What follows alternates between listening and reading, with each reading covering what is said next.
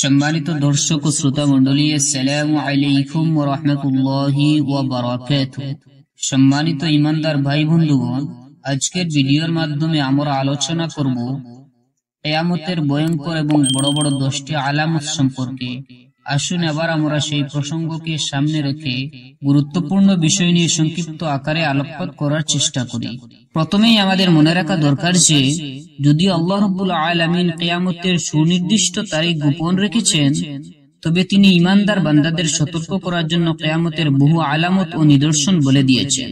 উলামায়ে কেরামগণ কিয়ামতের সেই আলামতগুলোকে দুভাগে ভাগ করেছেন। প্রথমটিকে বলা হয়েছে আলামতে সুগরা এবং দ্বিতীয়টিকে বলা হয়েছে আলামতে কুবরা।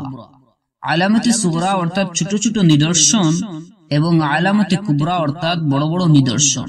কিয়ামতের বড় বড় নিদর্শন বলতে যেগুলি একেবারে কিয়ামতের নিকটবর্তী সময়ে ঘটবে, আর ছোট নিদর্শন বলতে যেগুলি কিয়ামত থেকে দূরবর্তী সময়ে ঘটবে।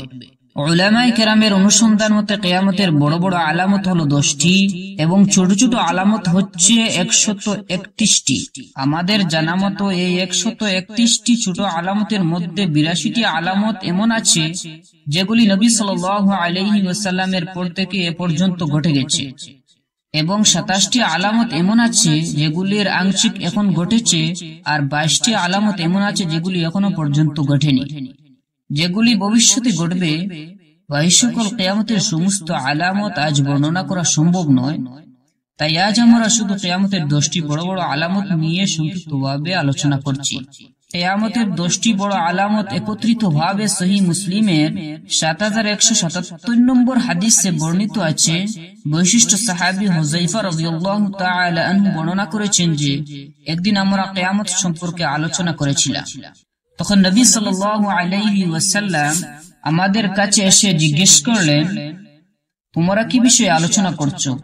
আমরা বললাম কিয়ামত সম্পর্কে। নবী সাল্লাল্লাহু আলাইহি ওয়াসাল্লাম বললেন, কিয়ামত ততক্ষণ পর্যন্ত আরম্ভ হবে না যতক্ষণ তোমরা 10টি আলামত না দেখবে।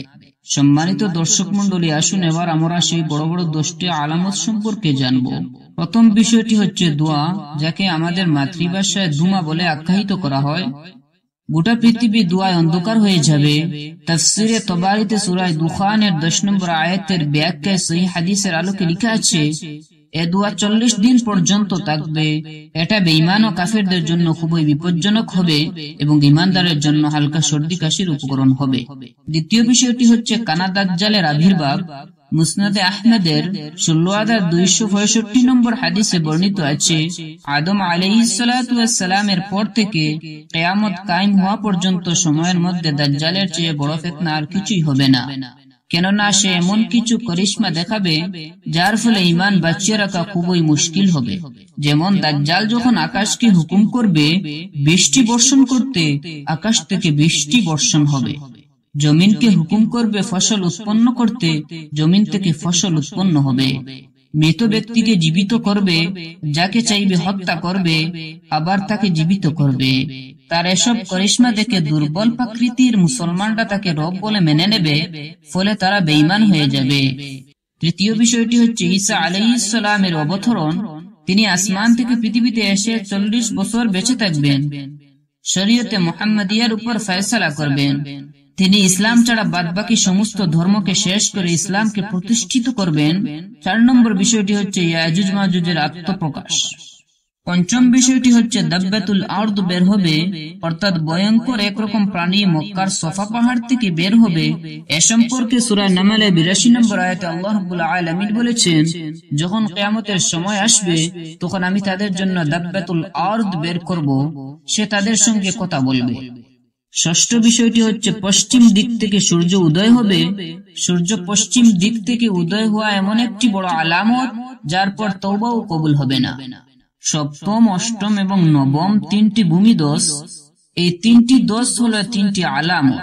একটি দোষ নামবে জমিনের পূর্বাঞ্চলে, আরো একটি পশ্চিমাঞ্চলে, আরো একটি আরব উপদ্বীপে। সেই বড় আলামতের মধ্য হইতে 10 নম্বর বিষয়টি হচ্ছে ইয়ামান থেকে আগুন বের হবে। সে আগুন মানুষদেরকে তাড়িয়ে হাসরের মাঠের দিকে নিয়ে যাবে। সম্মানিত সুধীবৃন্দ, এ হলো কিয়ামতের বড় বড় 10টি আলামতের সংক্ষিপ্ত তালিকা।